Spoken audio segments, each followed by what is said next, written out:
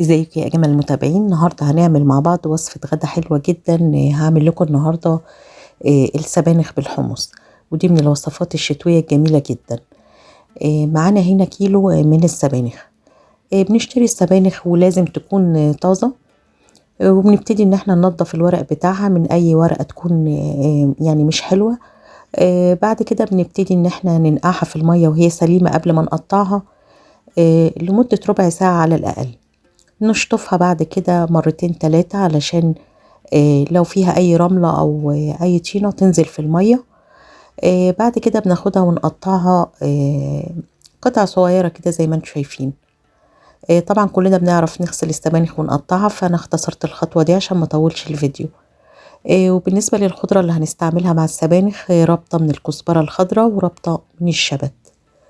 ومعانا كمان كيلو من الطماطم هنضربه في الخلاط.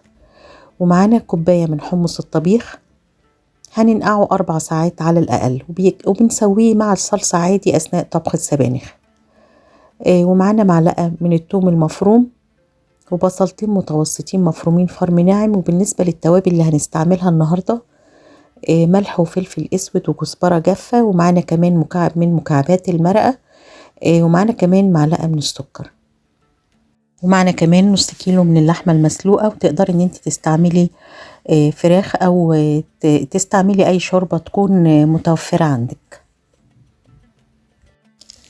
بعد كده بنجيب الحلة بتاعتنا على النار وبننزل فيها بمعلقتين من الزيت ومعاهم معلقتين من الزبدة. واول لما بيسخنوا معانا كويس جدا بننزل فيهم بالبصل بتاعنا. بنشوح البصل بتاعنا لحد لما يبتدي يصفر معانا وياخد لون ذهبي. والبصلة بتاعت السبانخ بيفضل ان انت تديها لون شوية كده. ده بيفرق جدا في الطعم بتاعها. بعد كده هننزل عليهم بمعلقة الثوم المفروم، وهنديلهم تقلبتين مع بعض كده. اول لما يبتدي الثوم ريحته تطلع هننزل عليهم بعصير الطماطم. بعد كده هننزل عليهم بالتوابل بتاعتنا، وهنضيف لهم بعد كده كوباية الحمص المنقوع. لو مش متوفر عندك حمص طبيخ تقدري ان انت تستعملي حمص الشام.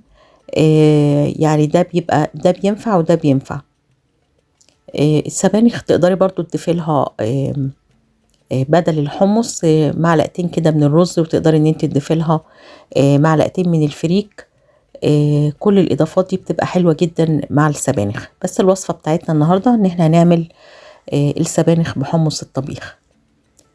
وهنغطي الحلة بتاعتنا وهنسيب الحمص يستوي بقى، يكمل التسوية بتاعته مع الصلصة. هياخد تقريبا 10 دقايق لان احنا نقعينه قبلها ب4 ساعات.